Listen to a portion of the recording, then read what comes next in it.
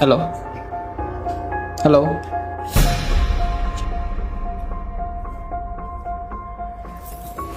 আরে তুই আমার রুমে কি করছিস?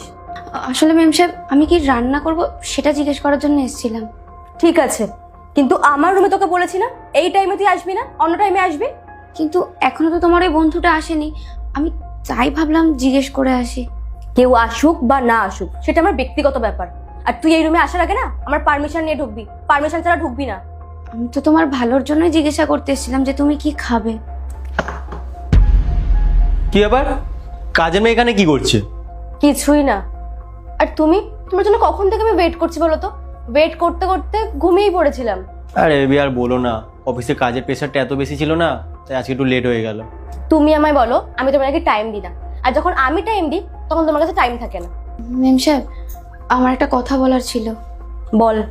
তোমরা দুজনেই কিন্তু ভুল করছো। সাহেব তোমাকে অনেক বিশ্বাস করে, আর তোমরা দুজন সাহেবকে এভাবে ঠকাচ্ছ। আচ্ছা, একটা এখন কাজের মেয়ে আমাকে শিখিয়ে দেবে কোনটা ঠিক করছি কোনটা ভুল করছি? এই শোন, এসব বেকার কথা না আমার কাছে বলিস না। আমি ঠিকই বলেছি, সাহেব তোমাকে অনেক ভালোবাসে। তুমি যখন যেটা চাও তোমাকে তখন সেটা এনে দেয়। তোমাকে এত সুন্দর একটা জীবন দিয়েছে, আর তুমি সেই সাহেবকে এভাবে ঠকাচ্ছ, তাও আবার এর সাথে। তুই একটা কাজের মেয়ে হয়ে আমাদের শেখাবি? ভুলে যাস না তুই একটা কাজের মেয়ে, অকাতের ভিতরে থেকে কথা বল। আর শ্রুতি, এ একটা কাজের মেয়ে হয়ে এত সাহস পায় কি করে? সেটাই তো, তোর না অনেক বার বেড়েছে। না ম্যাম সাহেব, আমার কোনো বারবারে নেই। আমি যেটা বলছি সত্যি বলছি। আর সাহেব যদি সত্যি কোনোদিনও সবটা জানতে পারে না, তুমি কোথাও মুখ দেখানোর মতো অবস্থায় থাকবে না সেদিন। আমি কি করব কি করব না সেটা আমার ব্যক্তিগত ব্যাপার। একটা কথা শুনে নে, আজকের পর থেকে না এই বাড়িতে আর কাজে আসবি না। বেরো, বেরিয়ে যা করি। আমি তো চলে যাব, আমি অন্য কোথাও কাজও পেয়ে যাব, কিন্তু তুমি, তোমার কি হবে? আর সাহেব যদি কোনোদিনও আমার কাছে সব সত্যিটা জানতে চায়, আমি তো মিথ্যে বলতে পারবো না, আমি সবটা সত্যি বলবো।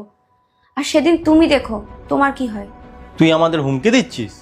না, আমি হুমকি দিচ্ছি না। আর সাহেব যদি সত্যি সব জানতে পেরে যায় না, তোমার সাথে থাকবে না। আর তুমি না সাহেবের মতো সারা জীবনেও আর কাউকে পাবে না। কি বললি? কাউকে পাবো না? এই যে দেখছিস, ও না তোর সাহেবের থেকে আমাকে অনেক ভালোবাসে আর খুব প্যাম্পারও করে। তো তোর সাহেবকে আমার লাগবে না, ও থাকলেই হলো। তো পার্ট 2 দেখতে সাবস্ক্রাইব করুন SJ সোনি ব্লগ 2M।